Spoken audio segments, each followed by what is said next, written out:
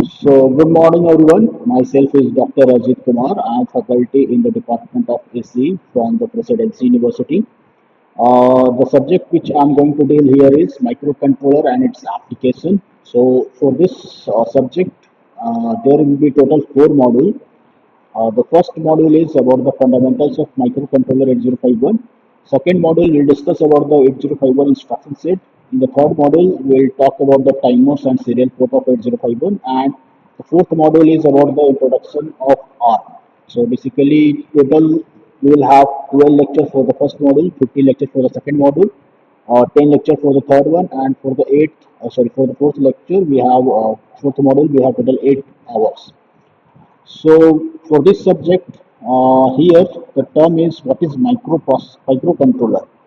Now I hope you people are aware of the topic microprocessor. So basically, microprocessor is a programmable device which is actually used to do some computational task. So the difference between the microprocessor and microcontroller is that here in the microprocessor we have only processor chip is there. All other chips, for example, the RAM, ROM, IO ports, timers, serial ports are externally connected to the microprocessor as shown in this figure. So basically, if I show here with this diagram, the first diagram is about the microprocessor, which is connected externally through the all other chips. Whereas in the microcontroller, all the chips, for example, RAM chip, ROM, IO ports, timer, all are actually integrated in a single chip, which is called microcontroller. In fact, the processor is also in the same chip. So what's the advantage of integrating all this chip in a single chip or IC is that the size becomes smaller as well as the power consumptions become smaller. So basically, if you see their physical appearance, okay, by physical appearance, you don't have any difference between these two. This one, okay, this in the left side we have this microprocessor, which is microprocessor. Here in the microprocessor, if you see the physical appearance, both are looking same as. This one is microcontroller and this is microprocessor. The physical appearance, size, everything is same. But the difference is that in the microprocessor, the external chips, for example, memory chip, 8058, 8255 IO ports interfacing IC is all these are actually externally connected to this microprocessor, which makes it bulky, more costly, and more power consumption is there. So, in fact, to overcome these three limitations, we have this microcontroller, which which is a single IC and contains all other this memory chip or interfacing IO port chip in itself. Okay, so actually, in both cases, the processing is same. If I show you how actually it works is, so in that context, actually I'll show you that in both cases it works in the same manner. That is, in both cases there is two things common, which is uh, processing, fetching, decoding. So instruction fetching. Just I'll draw the diagram here.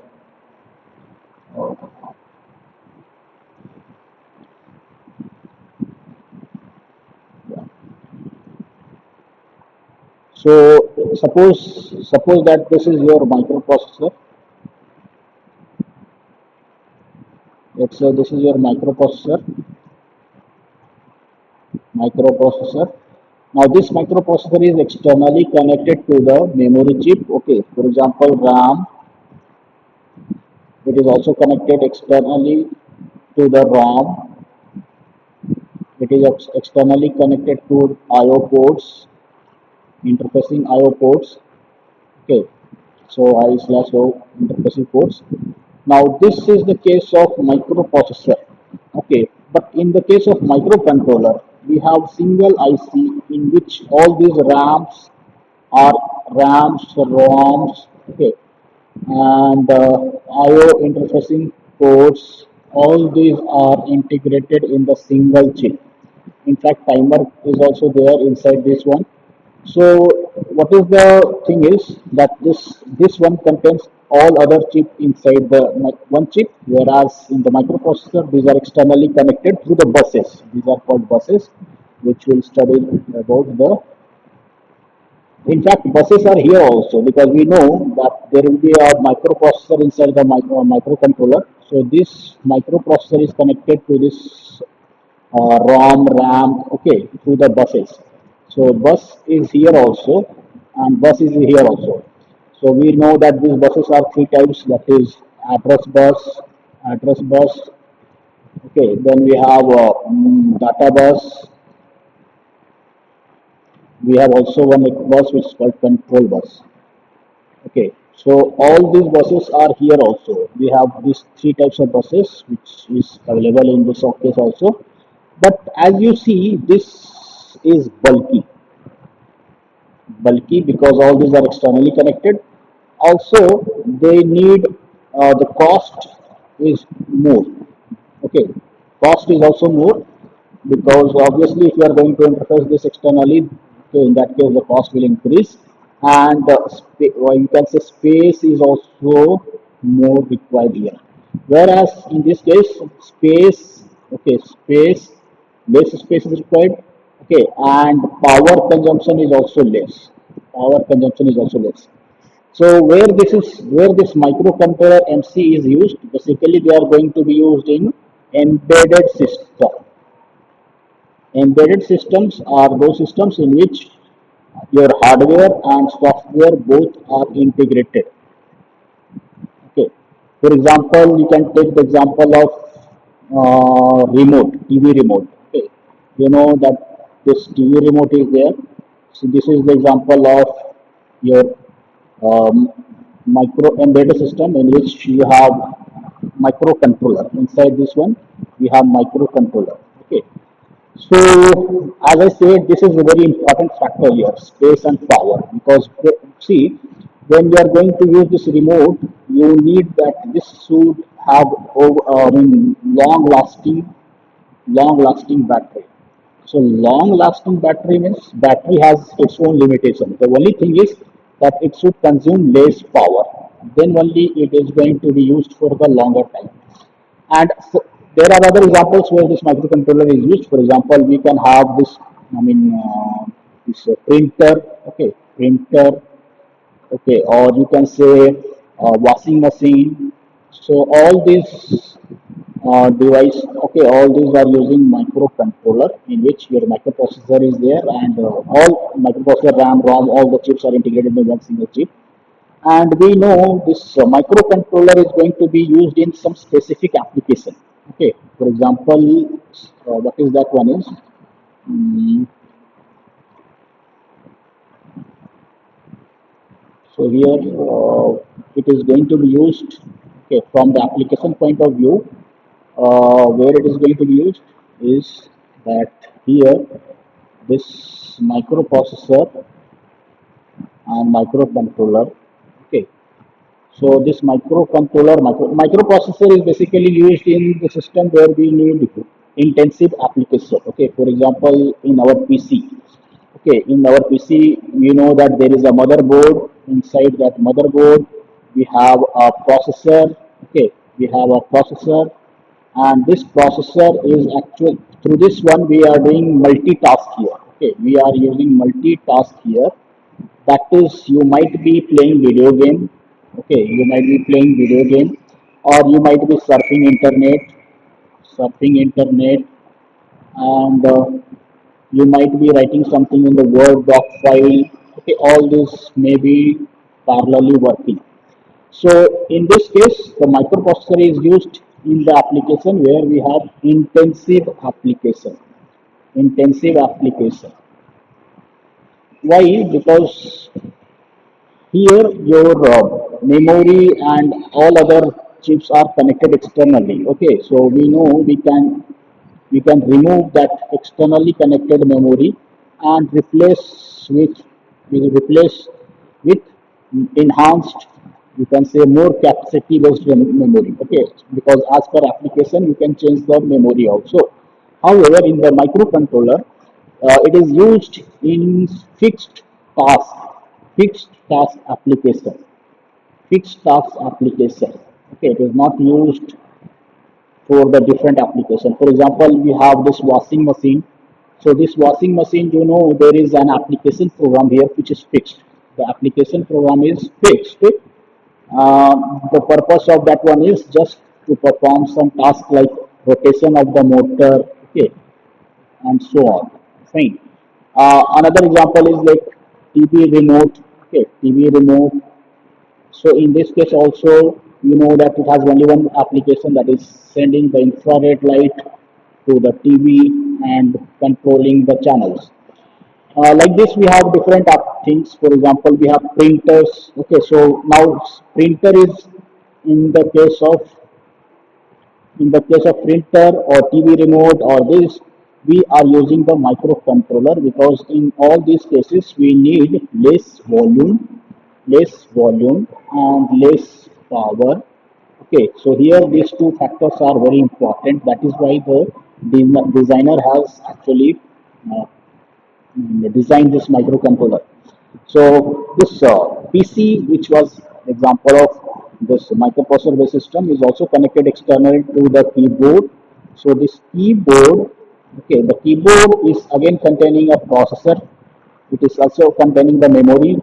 It is also containing the I/O ports. Okay, so this is the example of microcontroller.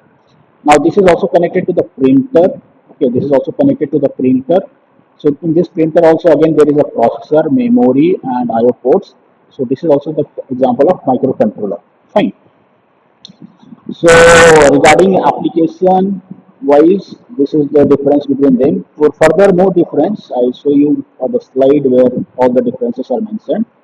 Okay, so for example, the microprocessor, as I said, actually it is the heart of the computer system. Okay, microprocessor is called heart of computer system.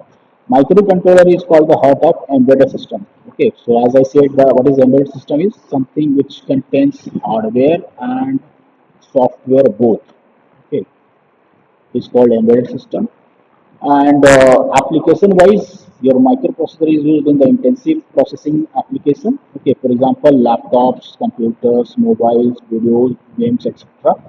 And similarly, in the microcontroller, it is used where we have fixed and predefined tasks. For example, washing machine, alarm.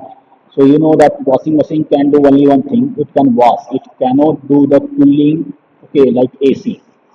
So it has only one fixed task. Okay, that is washing.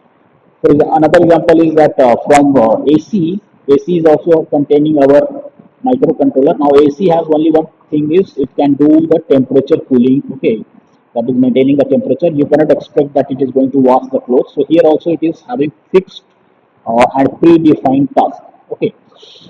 From structure point of view, the microprocessor, as I said, is having external connected memory, I/O ports, timer. Okay, and here all these processor, memory, I/O ports are actually inside one chip only. Okay, that is embedded inside one chip. Okay, clock speed, the clock speed defines the speed at which your processing will occur. Okay, so in the case of microprocessor, we need a high clock speed.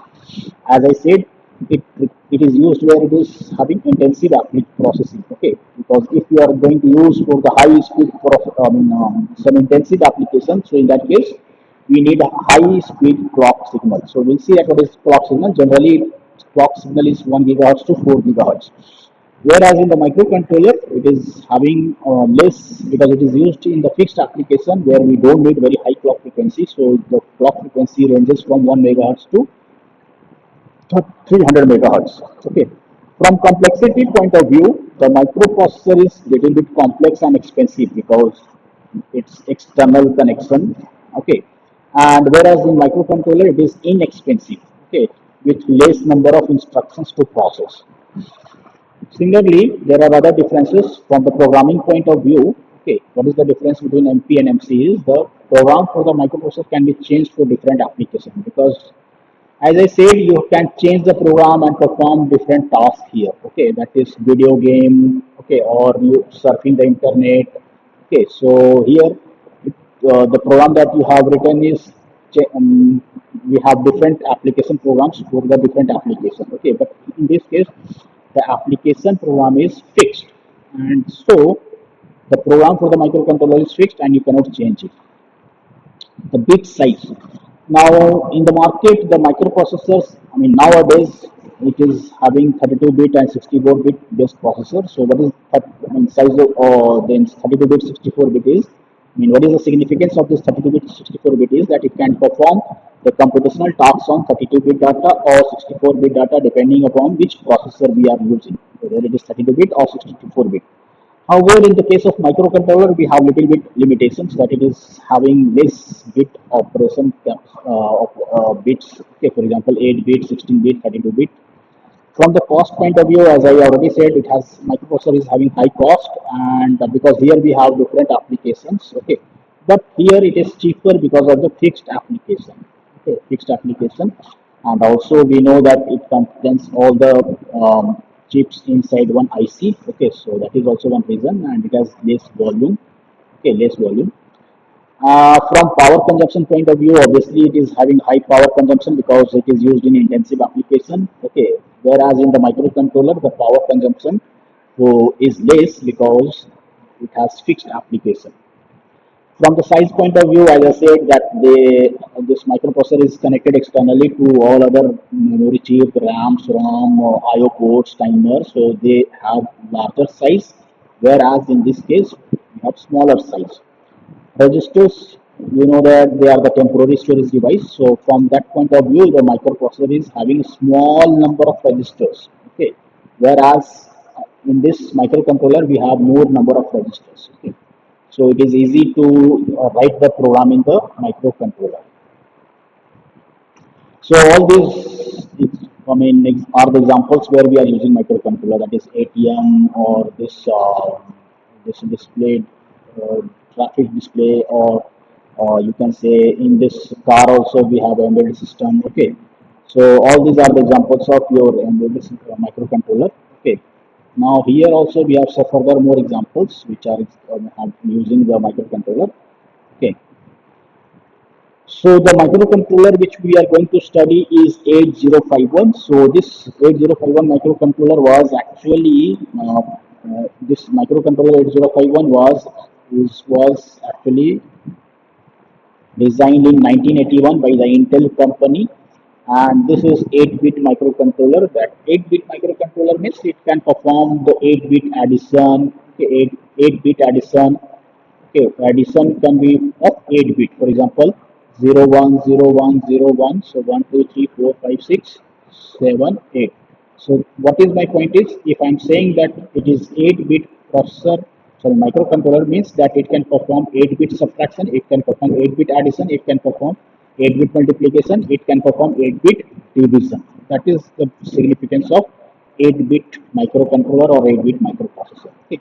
So the computational, I mean, 8-bit shows that it is the maximum number of bits that a processor, okay, the maximum number of bits that the processor inside this microcontroller can process. Okay. Some features of our 8051 is that it is having on-chip ROM. Okay, as I said that inside this microcontroller there will be on-chip ROM. Okay, so this on-chip ROM capacity is 4 kilobyte. Then we have on-chip RAM. Okay, so for this also we have 128 bytes of RAM on chip. Okay, then there are four register bank. See, we'll discuss about this RAM. So in this RAM, we'll see that it has four IO ports. Okay, that is we have different memory segments for each one of these ports. So those are actually not four. This four register bank. Okay, four register bank. So we'll see that it is RB0, register bank 0, register bank 1, and register bank 2, register bank 3. So we'll study about this in the RAM organization. Similarly, we have 8-bit stack pointer register. We know that where this stack pointer register is used, they are used to point to the top address of your stack.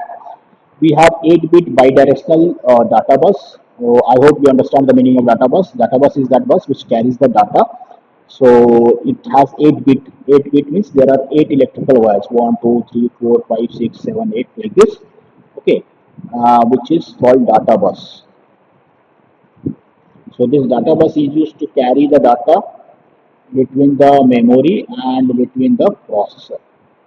Okay, similarly, there is 16-bit unidirectional address bus. Okay, so again, there will be 16 electrical wires which is connecting this processor with this memory. Okay, 1, 2, 3, 4, 5, 6, 7, 8, 16 electrical wires, and these are unidirectional. Unidirectional means it is from processor to memory. That is, the address will be sent from processor to the memory, not from the memory to the processor. Whereas this data bus is bidirectional, means data can go from memory to the processor or processor to the memory. Okay, then we have 34 general purpose registers, okay, which size is 8 bit. Few registers which we'll study and which are frequently used is register A, register B, R0, R1, R2, R3, R4, R5, R6, R7. These are the frequently used general purpose registers. So we have seen that in 806 we were not having so many general purpose registers. Okay, in that case, general purpose registers were very limited, like AX, BX, CX, DX. Okay, very few GPR general purpose registers were there.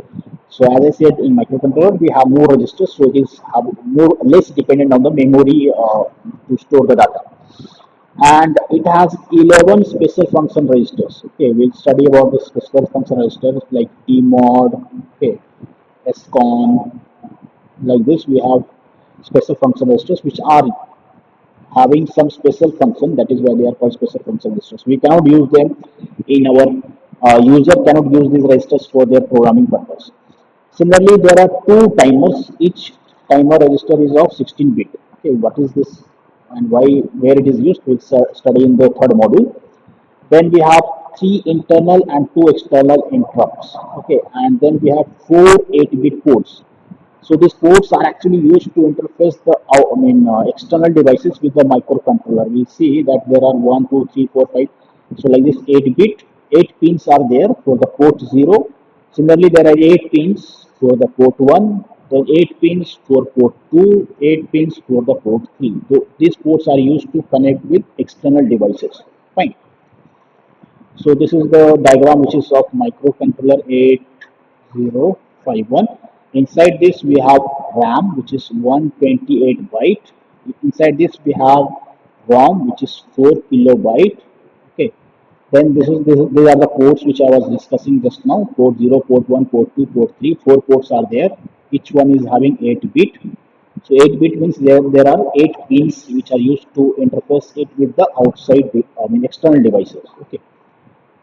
This and they are designated like this: P1.0. P1 means it is port 1.